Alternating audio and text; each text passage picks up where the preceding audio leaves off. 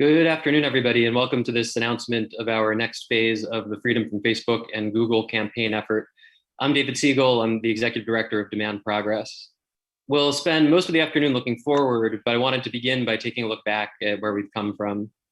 So 5 years ago, big tech was still the darling of Washington, D.C., with a caravan of untold prominent officials decamping to Silicon Valley in search of fortune. Yet today it's becoming accepted in the halls of power and across varied elements of the ideological spectrum that the government needs to bring these platforms into the realm of small d democratic control and restructure online markets to ensure that they work better for our economy and broader society. The Bill of Grievances will now sound pretty familiar. These companies warp the information ecosystem by elevating incendiary and hateful content to keep people clicking, while at other times they're unduly censorious and stifle speech. They patrol broad swaths of the economy in so-called kill zones, where new businesses can't get funded because it's reasonably assumed that a handful of behemoths will use a variety of anti-competitive tools to undercut them before they even get off the ground. They run advertising monopolies that have siphoned away funds that used to support professionalized journalism, and they wield troves of data to manipulate their users and extract as much as possible from them. We launched this coalition as Freedom from Facebook just a few years ago, almost exactly 3 years ago. And it's amazing to consider how much has changed since then. As we launched, the Federal Trade Commission was investigating the Cambridge Analytica scandal, and we proposed a remedy that at the time seemed utterly outrageous, that only structural changes, like unwinding Facebook's acquisitions of WhatsApp and Instagram, and other restructuring of their business model would prevent further privacy violations over years to come. And quite a lot has happened since then. For one thing, that initial demand, while seeming kind of crazy to a lot of DC insiders, was perceived as dangerous enough to Facebook that they sicked an opposition research firm on us and our coalition members.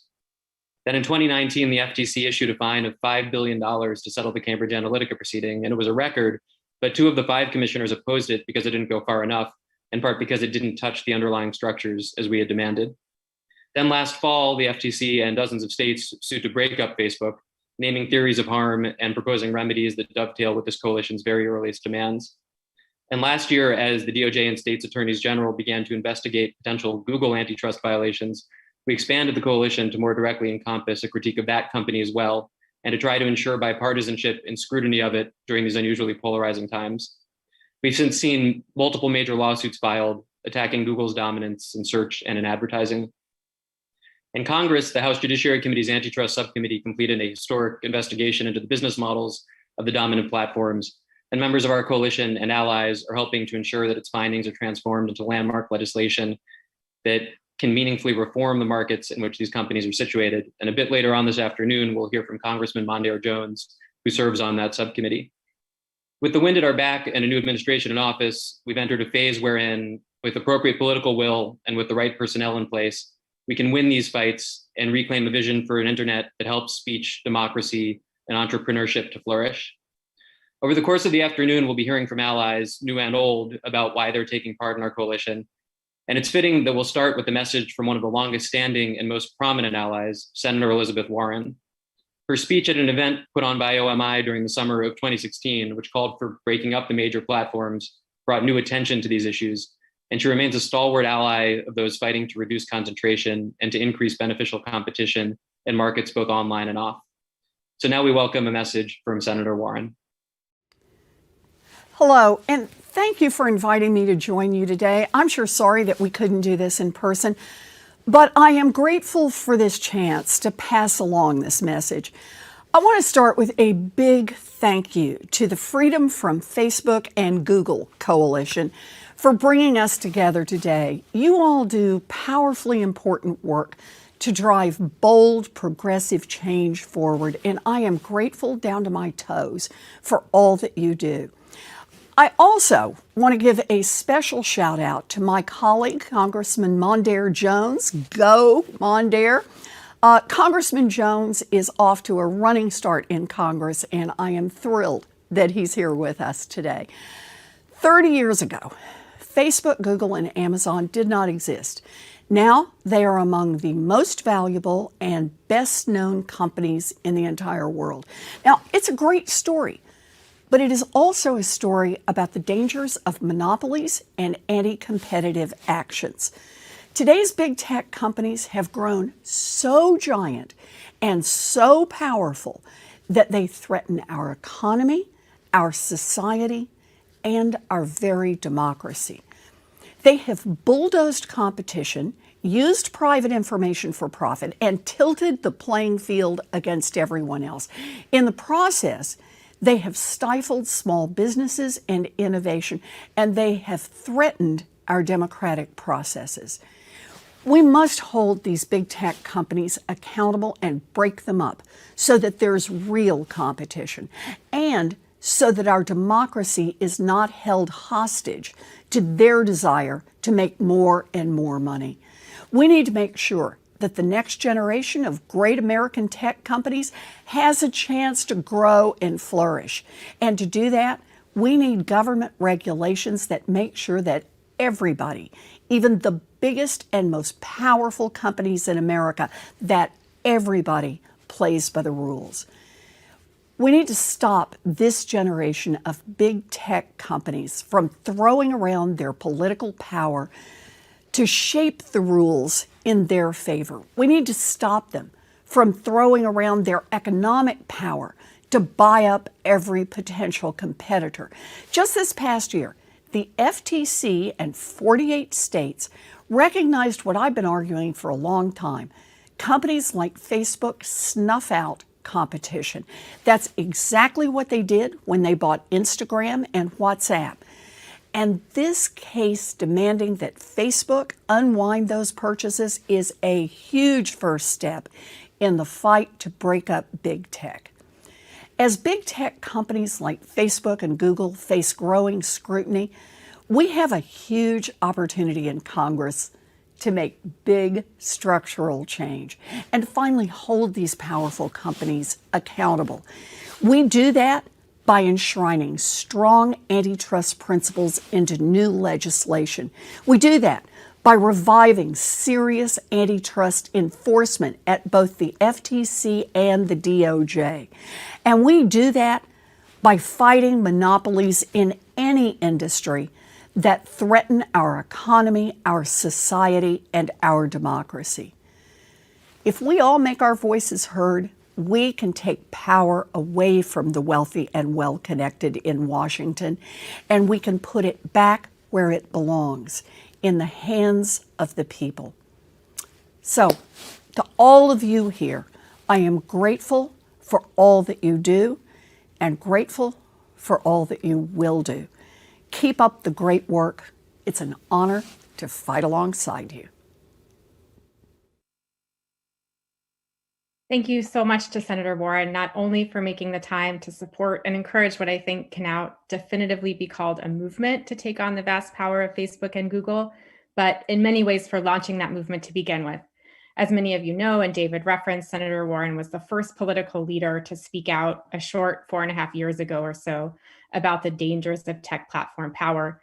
Then, of course, she's continued to speak out to raise the alarm and educate the public to generate momentum for the cause we're all here to talk about today, breaking up Facebook and Google to help ensure that they're safe for democracy and can no longer perpetuate the long litany of harms that so many of the groups in this coalition have been working so hard to prevent.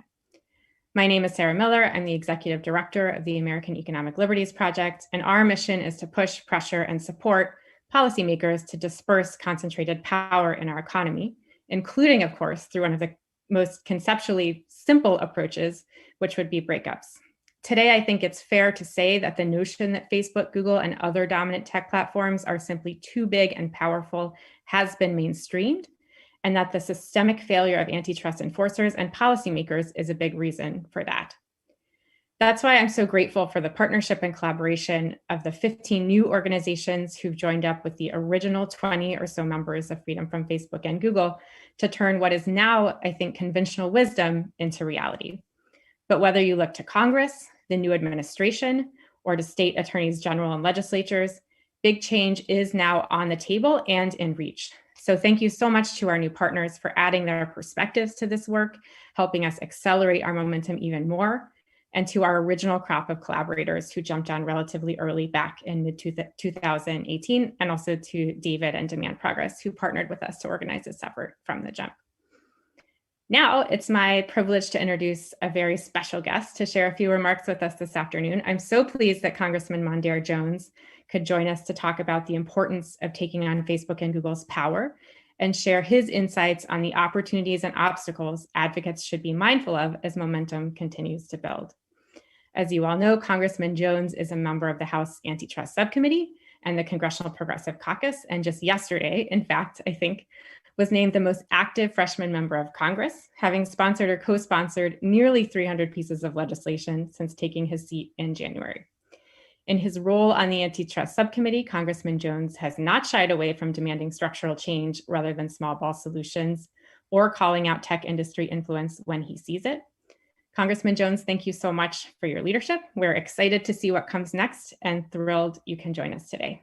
Let me hand the floor over to you for a few minutes. Well, thank you so much, Sarah, and Senator Warren for those kind words and for the generous introduction. Thank you to everyone involved in the Freedom from Facebook and Google Coalition for reconvening for this truly vital work. And thank you to everyone here today for making this anti-monopoly movement a reality. We have all heard that with great power comes great responsibility. But no matter how much we wish that were true, Facebook and Google are teaching us a different lesson. With monopoly power comes no responsibility. The facts speak for themselves. By acquiring, copying, or killing rising competitors, Facebook and Google have monopolized digital advertising and their core businesses, social networking, and general search. Their power over the ad market has made a robust local and diverse press unsustainable. Their power over social media and search has amplified extremist and illegal content, from white nationalism to weapons sales. They wield that power to entrench themselves even more. And who pays the price? Small and local businesses, journalists, workers, and the American people writ large. The biggest tech platforms are so powerful that, as Mark Zuckerberg says, today, Facebook is more like a government than a traditional company. But Zuckerberg's online government is anything but a democracy. Facebook and Google are unelected, unaccountable, and underhanded. So we stand at a pivotal moment then for our economy and our democracy.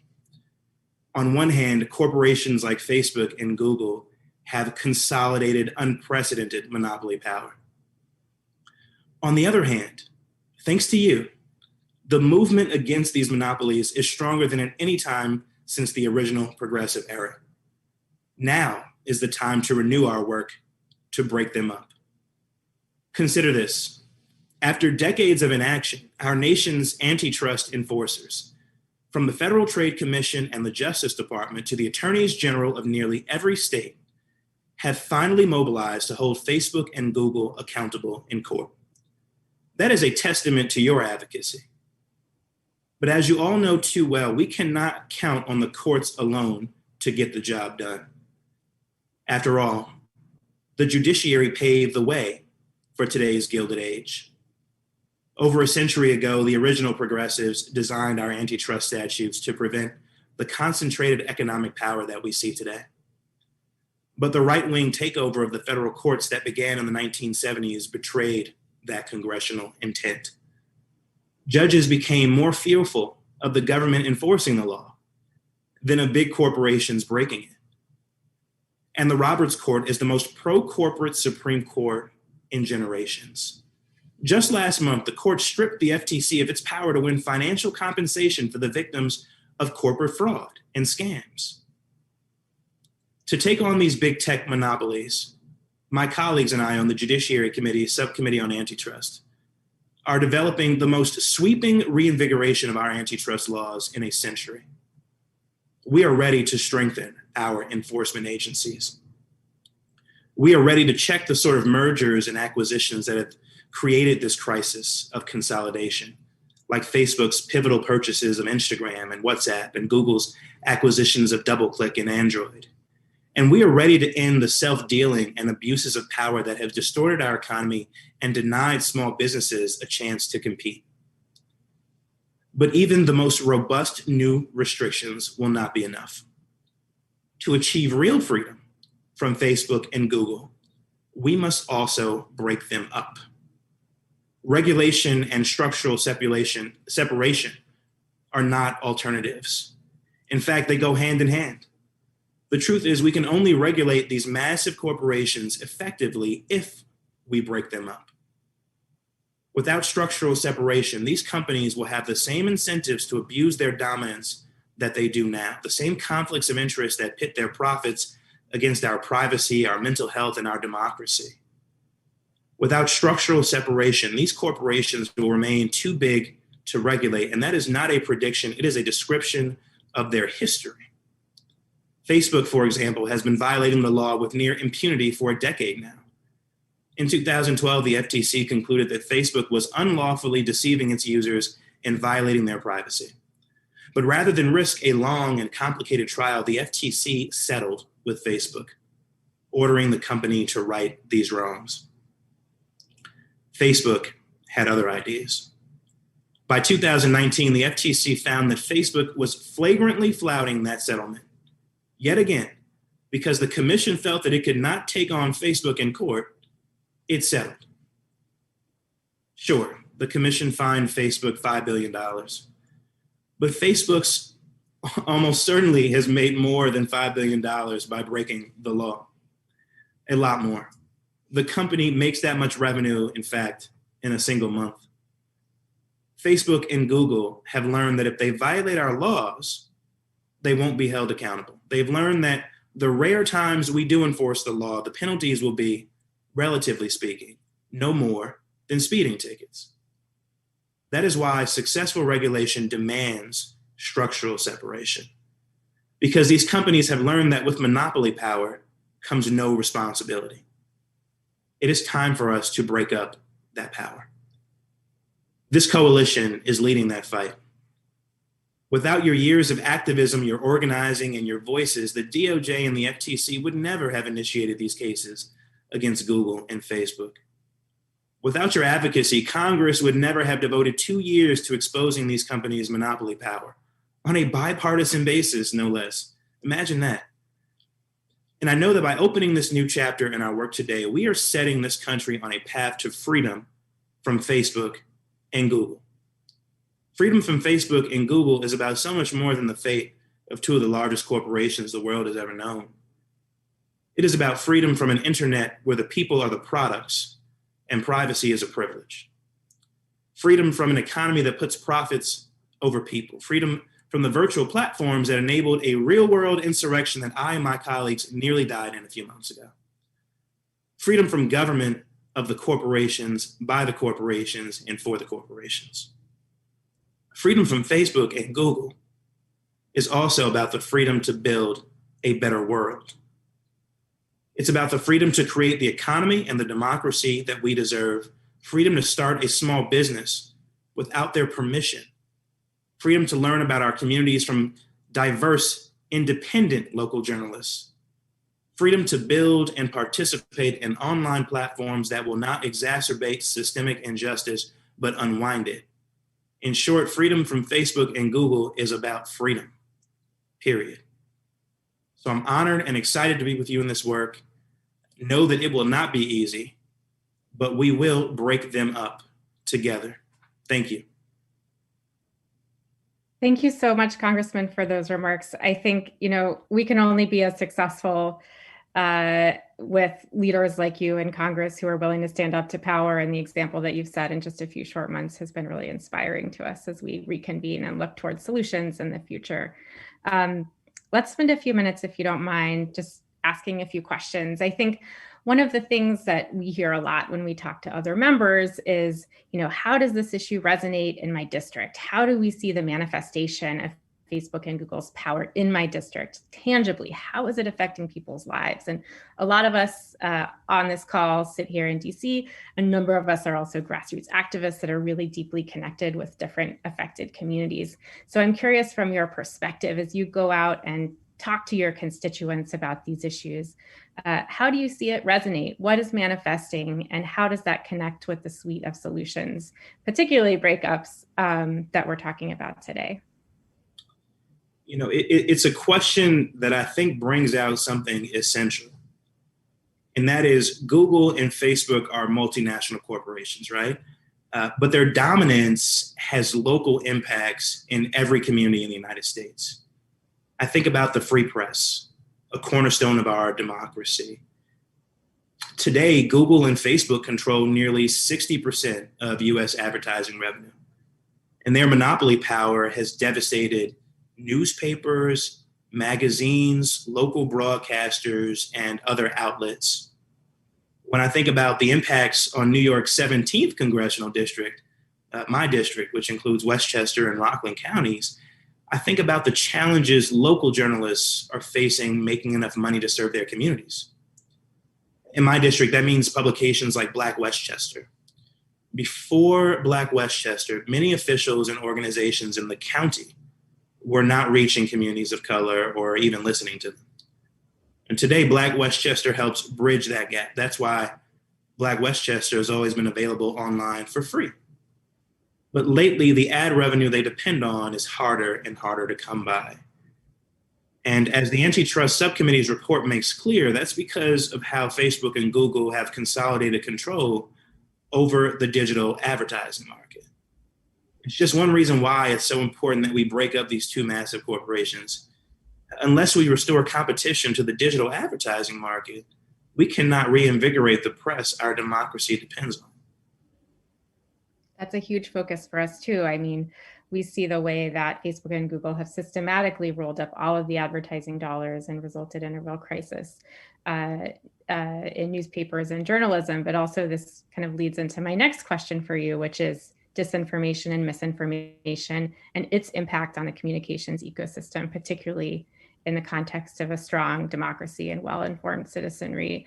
I think a lot of folks on this call in particular have been real leaders in fighting disinformation that the platforms generate and profit from.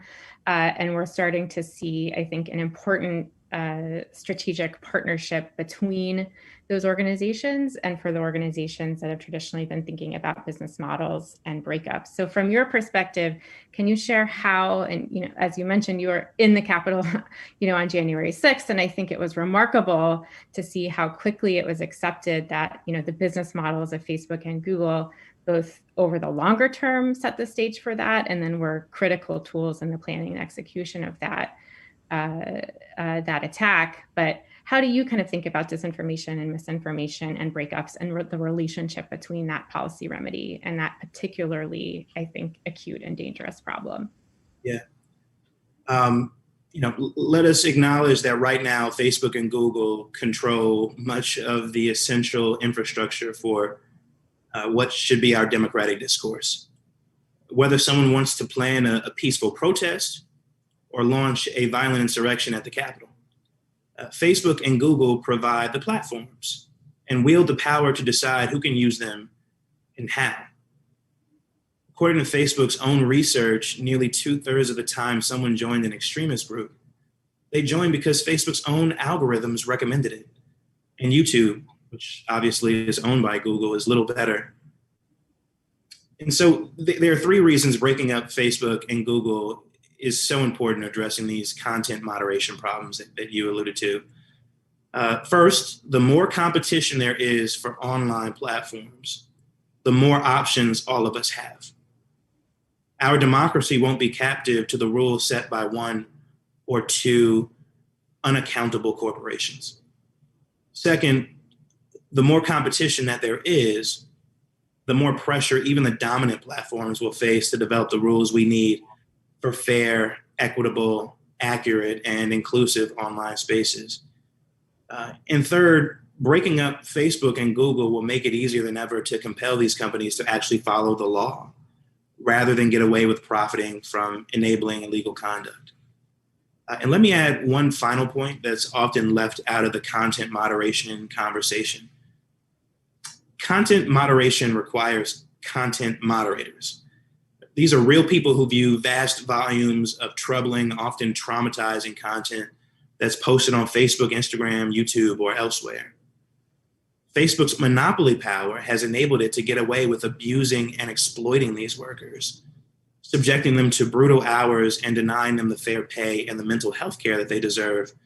Breaking up big tech, then, is also about justice for our workers. Absolutely. Let me ask you just a few more questions. So you joined the House Antitrust Subcommittee a few months ago when you were seated in Congress. And obviously, over the last 2 years or so, they undertook one of the most rigorous investigations into monopoly power, I think, in the last 50 years, is fair to say, and came out with a suite of recommendations that are laying the groundwork for what you spoke about in your remarks earlier, aggressive and bold legislative reform. I guess it's a two-part question. What sets of recommendations most resonated with you coming out of that, and do you feel like are most important? And then what do you see in terms of the path forward for those bold and I think essential legislative moves over the course of this Congress? Well, let me start by commending Chairman David Cicilline and his entire team for what I think we all recognize was a comprehensive and compelling report. And now it's been an honor to join the committee as it continues its investigative work, holding power to account, oftentimes on a bipartisan basis. And I was, of course, proud to vote to approve the report during the full committee's markup last month. This report on competition in digital markets is over 400 pages long. But to me, its message can be summarized in approximately 2 sentences. The big tech companies are too powerful, and the solution to that problem is to break them up. So I'm excited that the full Judiciary Committee approved a report expressly recommending that Congress enact legislation facilitating structural separation and imposing line of business restrictions. To me, that means the committee recognizes structural separation must be a top priority. Additionally, I would say that I'm also focused on ensuring we prevent mega mergers of the kind that created this crisis of consolidation in the first place. And we don't, if we do not impose clear rules against these mergers, we are inviting the formation of monopolies in the future. And let me ask you just one more question before we let you get back to work. What advice do you have for grassroots activists, for progressive organizations who are taking on this fight? so we can be most effective in supporting, I think, exactly the types of big, bold legislative changes that are urgent and necessary to solve this problem? I love this question. Good. Facebook and Google are not going to break themselves up, right? Quite the opposite, in fact. In the last 15 years or so, they've acquired upwards of a couple hundred companies without facing any meaningful pushback from the FTC.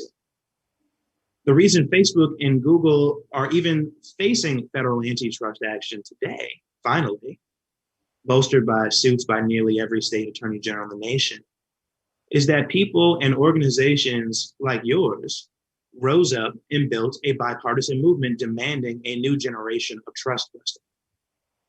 And as a member of the antitrust subcommittee, I got to tell you, the same is going to be true of Congress. We need you to inspire members of Congress to stand up to corporate lobbyists. We need you to convince my colleagues that we must act now and act boldly. And above all, we need you to make the case for breaking them up. If we really want an economy and a democracy that put people over profits, we are going to need the people to show up and demand that future. Thank you so much, Congressman. I think that's a great note to end on. We're going to turn to our panel and to my colleague, Morgan Harper, but we are so excited to see you on the Antitrust Subcommittee. We're glad it seems to be a popular place to be. And just, I think thinking back to 3 or so years ago when we launched this coalition, it's just remarkable to see the change that's occurred and the leadership that's developed, and you're at the forefront of that. So grateful for your time today and for your leadership on the subcommittee and in Congress.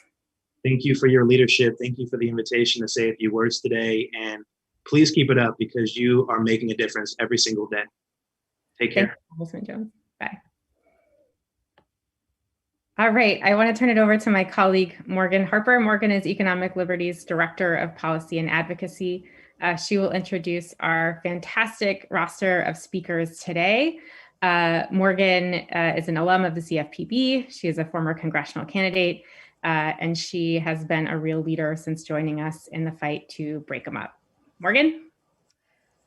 Thank you, Sarah, and just want to thank both Senator Warren and Congressman Jones again for kicking us off. So I have the distinct pleasure of just demonstrating, introducing some new members of our movement and the power of the movement. And we're really excited to have so many people who could join us today to speak on behalf of their organizations about why breaking up Facebook and Google matters to them. So we're just going to get right to it. I'm going to kick it off with Jennifer Epps Addison, who is the network president and co-executive director of the Center for Popular Democracy, to share her organization's thoughts on why this is such an urgent issue.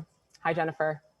Hello, and thank you so much. I want to say, as people can probably tell from my background, I am much more comfortable in community when we are face to face and building power together than I am talking to a camera. So you'll forgive me if I just talk like we're in the room together and we're in this fight, because we really are. And this moment, I want to thank the Freedom from Facebook and Google Coalition, particularly the OGs, the original coalition members who have gotten the movement to this incredibly powerful point. I want to thank the leadership of Senator Warren and Congressman Jones, who is the most active freshman in Congress, and so glad to have his leadership on this issue.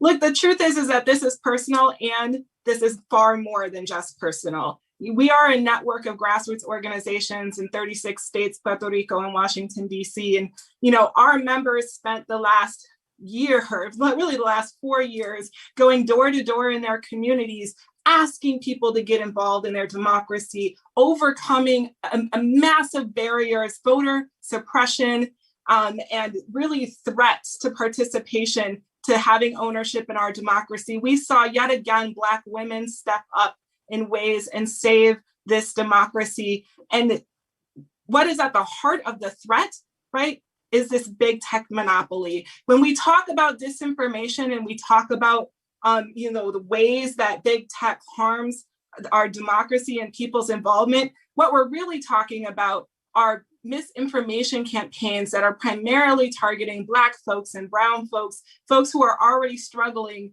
in this community, who are trying to dissuade us from participation, who are just trying to dissuade us from owning our power, who are trying to prevent us as Representative Jones said, from building the country of our dreams and the country our families deserve. When I think about, all of those incredible Black women in Georgia who, despite all of those barriers, helped move millions of new voters to the polls, they weren't just up against white supremacy. They weren't just up against people standing at their polling places with guns. They were up against the most rich and powerful corporations in this country who were facilitating misinformation and facilitating the violence that they were experiencing on the ground every day. Our communities deserve better. So the Center for Popular Democracy is incredibly proud to stand with the other members of the Freedom from Google and Facebook coalition. And, we want to make clear that for our members, there isn't a kinder, gentler way to peddle white supremacy, right? This is about what side of history we are on. And you are either on the side that profits from hate and propaganda and harm, or you are on the side that believes that a powerful, multiracial democracy that is for and by the people is possible in our lifetime. And so we are clear, nothing short of breaking up these platforms will do. We have seen policy failure after policy failure, reform after reform, broken promise after broken promise from these tech giants, all while they continue to rake in billions of dollars at the expense of our people. We have had enough. This is a question of political courage, and we are so glad to see that a bipartisan group of elected officials are listening to the people and are finally taking note about how risky and dangerous allowing these monopolies to continue are, not just for our lives, but for the very democracy that so many of us gave our blood, sweat, and tears for in the middle of a pandemic to make sure that we had a voice. So we are proud to join with this coalition. We are going to continue to organize our people, and we are going to continue to make clear that we deserve freedom. We deserve choices. We deserve the ability to not be profited off of, and instead for the internet to be a resource and a tool that aids in a flourishing democracy, not one that undermines it and puts it at risk. Thank you so much, Jennifer. We are so proud to have the Center for Popular Democracy as part of the coalition, and want to thank you and all of your members for joining the coalition and putting your people power behind this movement. So thank you for those remarks, and welcome. Welcome to the fold. We're off, baby. Okay. And so next we're going to have Edgar Comellas, who is the owner of Aces Wild Entertainment and also a member of the Main Street Alliance, another new coalition member. We'll hear from Edgar. So you have the floor. Hi, well, thank you everybody for having me here, and thank you everybody for joining us in this video from Facebook and Google. As mentioned, my name is Edgar Comellas. I'm the owner of Aces Wild Entertainment. 8 years running personal business, started in my garage, and I am all over the state of Florida. Meaning that we service the entire state. Also, I'm a member of the Main Street Alliance, a group of over 30,000 individual small business owners that cover the entire country.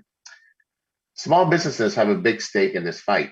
Facebook and Google's monopolistic practices have meant that small businesses cannot compete, even when we work within their monopoly control. We have rising engagement rates and fees. We have declining returns and limited avenues for any resources. The syndicate of digital advertising has meant that small businesses are getting squeezed at every angle. We have to pay to reach the followers that we already pay to obtain.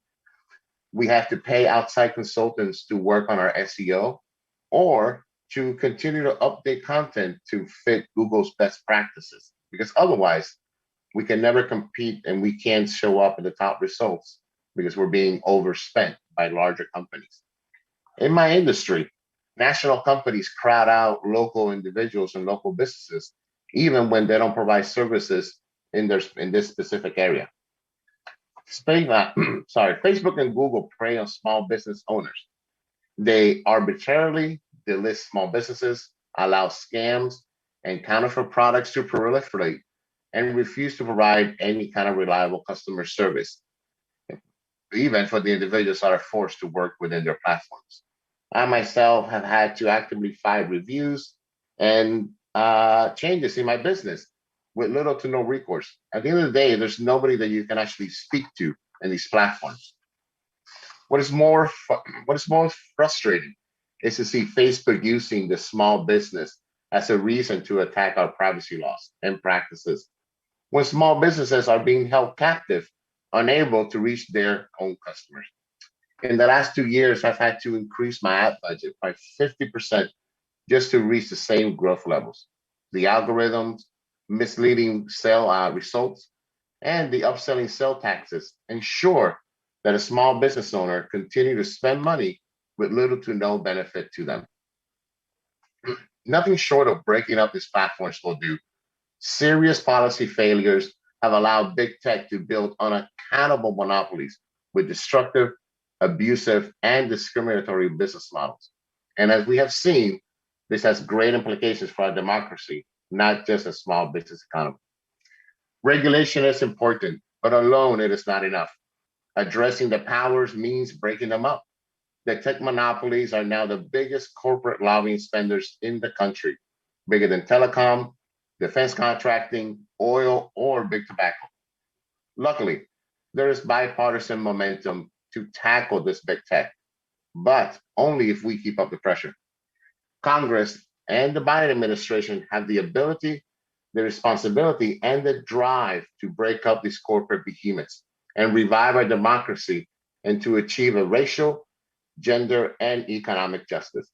On behalf of Main Street Alliance and small businesses everywhere, we thank you for adding our voice to your fight.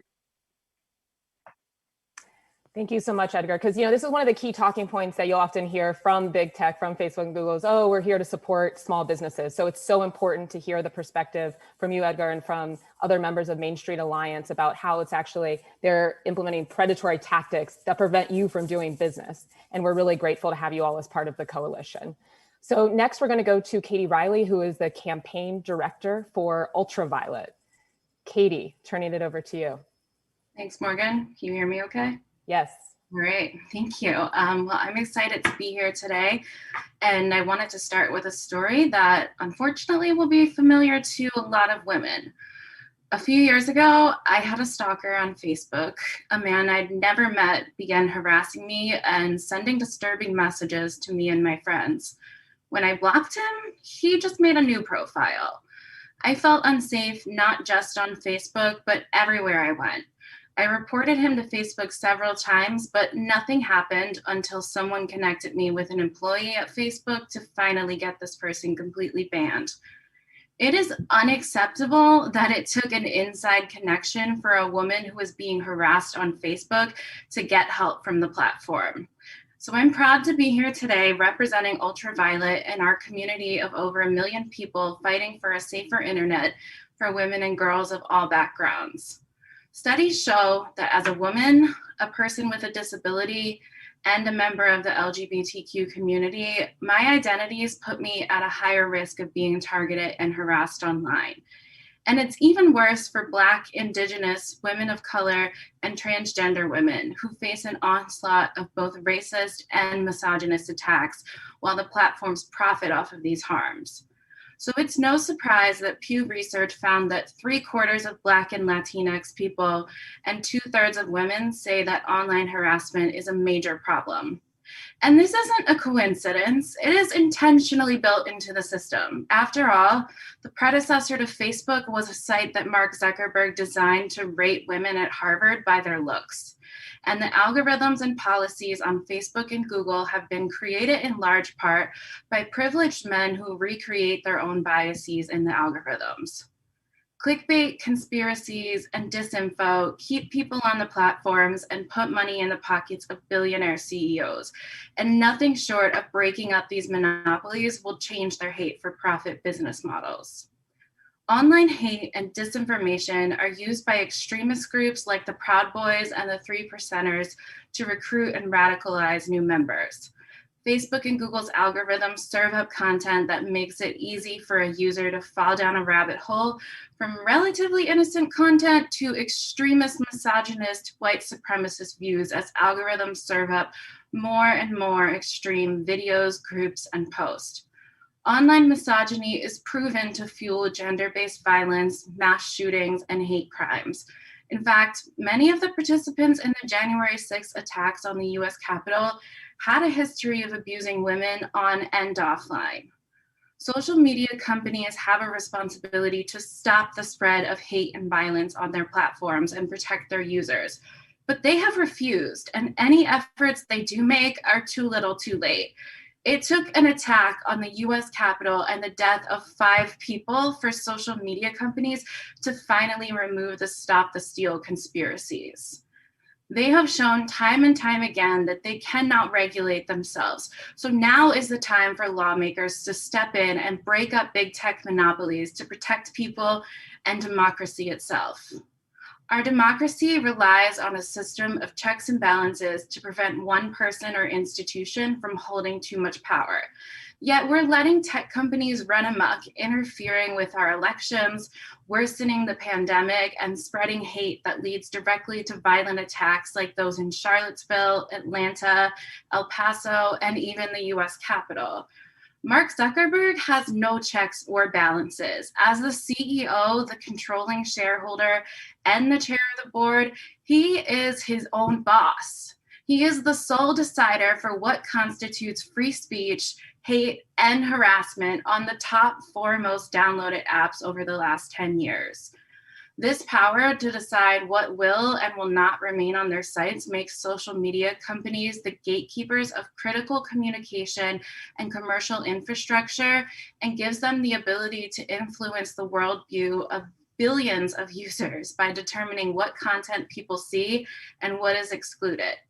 Now is the time to rein in the unchecked power of Facebook and Google's monopolies, to protect our democracy and give people more choice over how they communicate online. I still don't feel safe on social media, but like many people in the US, I need it for my job and to stay in touch with family, friends, and community. Social media has become an essential part of our daily lives that we cannot truly opt out of. Facebook and Google have too much power over our lives, too much access to our personal information, and too much ability to spread hate, false information, and extremism. And it is time to break them up. Thank you. Thank you, Katie. And one, thank you for sharing your story. I'm sorry that you had that experience, but we are so grateful that you're willing to open up about that and also use that experience to fuel this work and be part of a movement that is going to take on this power that is causing so much harm to so many people. So we're grateful to have Ultraviolet and all of your members as part of the coalition. Thanks, we're excited to be here. Unfortunately, my story is far too common. For sure. We're next going to turn to Leah Holland, who is the Campaigns and Communications Director at Fight for the Future, to hear from their organization. Thank you so much, Morgan. It's a true pleasure to be joining in on the Freedom from Facebook and Google Coalition's celebration of winning the popular consciousness on these truly essential issues. Fight for the Future is a digital rights organization with 2 million members nationwide that is best known as the digital backbone of the largest online protests in human history to stop internet censorship legislation like SOPA, oppose mass surveillance and data harvesting, and defend net neutrality and internet access for all. These principles have led us to take a stand against Facebook and Google because their surveillance capitalist monopolies are incompatible with basic human rights and democracy. Last week, we co-launched endchildsurveillance.com, the first mass mobilization of parents to end big tech's exploitation of kids for profit. Throughout the process of launching this website, we were shocked by the weekly revelations around Facebook and YouTube violating their own rules, like Facebook allowing advertisers to target ads for anorexia content to kids as young as 13 who had happened to show an interest in diet food. The reality that no big tech company wants to cop to is that moderation is impossible given the scale of the internet. With 500 video uploads per minute on YouTube and 4,000 photo uploads per second on Facebook, there will always be bad content on the internet, and some will always point to it and demand censorship, even though censorship is both a harmful and unrealistic solution. No matter how much Facebook and Google insist that they can sanitize the internet, that solution is a misdirection to keep us from addressing the root of all this harm, their surveillance capitalist business model. For a while, speech itself was pointed to as the problem with big tech, rather than a manifestation of deeper social ills that cannot be solved by tweaking an algorithm. Artificial intelligence isn't a cure-all. It's only an extension of humanity. Having AI automate racism, sexism, ableism, or homophobia, or silence those communities is racist, sexist, ableist, and homophobic. The problem was never that Facebook and Google gave people a place to speak. The problem is that in the interest of monetizing said speech, these companies have developed sophisticated and massive infrastructure for manipulating people and artificially amplifying controversial content, all while creating a more addictive experience. They developed this infrastructure because of their surveillance capitalist business model, a cycle in which people are surveilled online, served ads, and then surveilled again in an endless loop of accruing ever more information to profit from. The efficacy of the ads based on this data is debatable, but what's clear is that advertisers are deep in the surveillance capitalist sauce. Facebook and Google are now lobbying titans with armies of suits working to protect their profit model at the expense of people and of democracy. And this brings me back to Facebook amplifying anorexia content to 13-year-olds. In lieu of breaking up these titanic companies, tech lobbyists are advocating for a different solution: to give Facebook and Google more power by repealing Section 230, by creating more restrictions and punishments for people's online speech. They fan the flames against Section 230 because they know that if lawmakers carve up this foundational law, it could leave the largest tech companies as the only ones standing, further cementing their monopoly while trampling human rights and free expression in the process. These are false solutions, and Facebook and Google know it. These companies are incapable of moderating at the scale of 500 videos per minute and 4,000 photos per second. No magic tech fix or AI solution is going to swoop down and change that. Giving them more power to moderate speech will only create more harm and marginalization. We need to give people meaningful control over their experiences, and that will not happen unless we break up big tech and their surveillance capitalist business model that is predicated on billions of people having minimal control or awareness of what is being done to them online. Essentially, what we have is our digital public square being run by a cadre of tech bros operating on the same fundamentals of consent depicted in the 1984 film Revenge of the Nerds. If we want to truly address harms to frontline vulnerable communities like children online, we need every functional tool in the toolbox, including robust antitrust and civil rights enforcement, FTC investigations, finally passing strong federal data privacy legislation, banning invasive corporate surveillance like facial recognition, and legislation that strikes at the root of the harm, algorithmic manipulation and data harvesting. The internet is more than Facebook and Google. It's time for the internet to become the place of global connection and self-discovery that we all know it can be. An engine for social movements fighting for racial, economic, and environmental justice and human rights around the world. It's time to break up Facebook and Google and give people, as well as the next generation of creators and activists, their digital power back. And that's why we're so happy to be here today. Thank you. Thank you so much, Leah. Those remarks were really powerful. I mean, I think that example of these platforms' willingness to prey on young women in particular at such a vulnerable time of life, it's disgusting, really. And you're absolutely right. I mean, content moderation is not possible. We have to break them up. And we are so happy to be in this fight with Fight for the Future and grateful to have you as part of the coalition. Yeah, let's get them. Let's do it. Next, we have Amy Traub, who is the Associate Director of Policy and Research at Demos, another new member to the Freedom from Facebook and Google Coalition. Amy.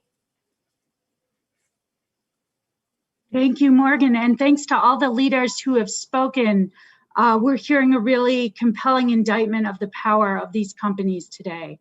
I'm Amy Traub. I'm the Associate Director of Policy and Research at Demos. For folks who may not know us, Demos is a dynamic think tank that powers the movement for a just, inclusive, multiracial economy and democracy.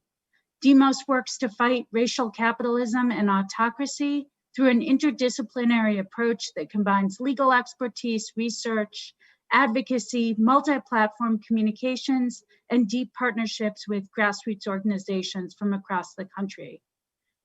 At Demos, we're looking at the way that Black and Brown communities are suffering disproportionately from the pandemic, from unemployment and economic displacement, and from the long-term continuing impacts of structural racism. While corporations like Facebook and Google are amassing record profits and exerting control over what we see, what we buy, and how we communicate with each other, and in the process reinforcing and deepening social inequalities.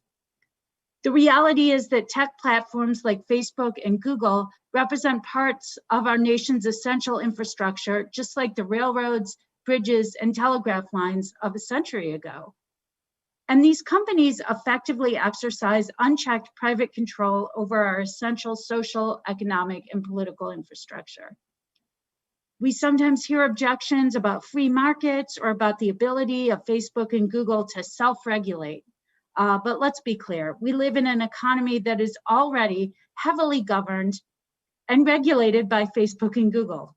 Yet unlike government regulators, the decisions made by these private firms with this infrastructural power are not subject to mechanisms for democratic representation, participation, or any kind of public accountability.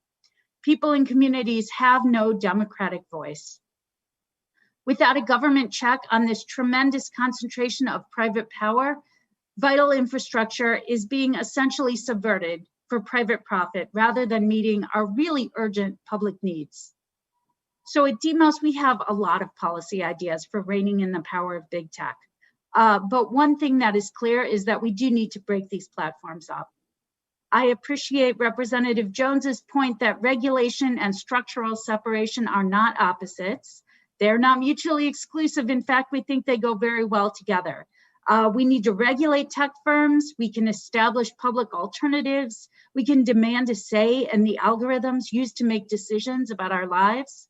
And we can work to give people greater control over their own data, especially communities that have been marginalized. We need to do all of that, but actually breaking up these unaccountable monopolies is an essential part of reducing their power. And so Demos is proud to be part of this coalition, and I am tremendously encouraged by the momentum that we see in Washington today to do that. So thank you. Thank you so much, Amy. And we're really proud to have Demos, such a smart policy think tank, as part of this coalition. We're just going to keep going. We're growing, we're building, and we're happy to have Demos as part of the movement. Glad to be part of it. Thank you so much. Next, we have Stephen. Next, and last but not least, we have Stephen Ronderos, who is the Executive Director of Media Justice. Stephen. Thank you, Morgan, and the rest of the American Economic Liberties Project team for inviting us to this event. Media Justice is actually really proud to be joining the Freedom from Facebook and Google campaign. For years, we've been fighting to hold these large tech platforms accountable for the harm that they've caused in communities of color. By way of introduction, I wanted to share a little bit about how we came to this work. I'm actually reminded that earlier this week, we marked the 1-year anniversary of the killing of George Floyd by the Minneapolis Police Department. And it might actually surprise you to learn, but it was the police killing of another Black person, Corin Gaines, that brought Facebook to our attention. Back in August of 2016, Facebook, at the request of law enforcement, shut down Corin Gaines's Facebook and Instagram accounts. She had been using both to live stream her confrontation with police. And after the stream was shut down, police entered her home, shot and killed her. So, after that tragic event, we went searching for answers. Why would a social media company take an action that would put one of their users in harm's way? Why would they so easily collaborate with police? This was after the Ferguson uprisings, after the killing of Mike Brown, Eric Garner, and so many more. What we found was a company that by design would place Black and brown users in constant harm's way. We discovered that Facebook was letting app developers access user data to create surveillance products that they were selling to police. We found that the platform systematically privileged the speech of white people espousing hateful views, growing the ranks of white supremacist groups on the platform, but routinely censoring its Black and POC users simply for talking about racism. We saw Facebook let coordinated disinformation campaigns thrive on its platform. In fact, one of the largest Black Lives Matter pages on Facebook, with over 700,000 followers at one point, was a page run by a white man in Australia. We saw threats of violence go unchecked, like last summer during the uprisings following the killing of George Floyd, when Donald Trump, emboldened, posted, when the looting starts, the shooting starts, emboldening, police brutality, and emboldening his white supremacist base that supported him. Here's the thing. The problem isn't that bad things can fall through the cracks as platforms like Facebook and Google get bigger. The platforms are big because of all the bad things. Facebook and Google have generated massive profits by enabling the spread of racist and hateful content that generates clicks and discriminates against its most vulnerable users. And these companies promising to self-regulate has not worked. Changes in policies at the platform level are constantly undermined when at a whim, someone like Mark Zuckerberg can play judge and jury. The oversight board, which Facebook propped up as this sort of independent decision-making body, has relegated all decisions back to Facebook on some of its most controversial decisions. Fining them for their most egregious behavior, like the recent $5 billion fine from the Federal Trade Commission, is a drop in the bucket for a company that annually makes over $80 billion. This Congress and this administration have a responsibility to break up these tech giants. The murder of Corin Gaines taught us at Media Justice 5 years ago that the actions of these platforms can lead to real offline harm. January 6th taught lawmakers that these harms can make their way to the Capitol. The time is now to hold these platforms accountable, and the only just thing to do is to break them up. Thank you. Thank you so much, Stephen. We are really honored to have Media Justice and all that you all represent and are doing as part of this coalition to fight for racial justice. And you're an important part, so we're very happy to have you. And so I'm just gonna close this out, and I wanna thank all of our speakers. Not all of them can be on the screen simultaneously, but you've heard from all of them. When I think what really this coalition demonstrates, and even just a small subset of new members that we've had speak today, is just the diversity of the types of harms, of the types of organizations that are starting to focus on this issue. And this is not a little niche tech issue, right? These are organizations, also people that couldn't be part of the event today, who represent millions of people in this country, right? And so this needs to be one of our top economic, racial, social justice priorities, breaking up these companies. And big tech is brazen right now. Facebook and Google will do whatever they can and spend however much money it takes to stop the government from doing what's necessary to stop the harms that have just been mentioned in today's event. And so we have to be even stronger. We have to be stronger to fight against their ability to profit off of these conspiracy theories, the clickbait, to kill competition, prevent small businesses from being able to play in the market at all, and absolutely destroying innovation. We've got to do it together. We can do it together, and one-off regulations are not going to be enough. And so I hope you've also heard today is that this is a people-powered movement, and we are demanding that the Biden administration and Congress use their power to break up these business models, to break up Facebook and Google, and truly set us all free. Because right now, another theme that's come up today is that we are not free. We are not free as workers, as small businesses, as people that are vulnerable, as long as they continue to maintain this power. So join us. We need you. If you're an organization that has not joined the coalition yet, you are welcome. If you're an individual that just wants to be part of the movement, that is also very much needed. And go to freedomfromfacebookandgoogle.com. Join us today. We will be in touch with more to come. So thank you again to all of our new members. Thank you to the original members. Thank you to Senator Warren and Congressman Jones for joining us, and all of our speakers today for making the point of why we must break them up.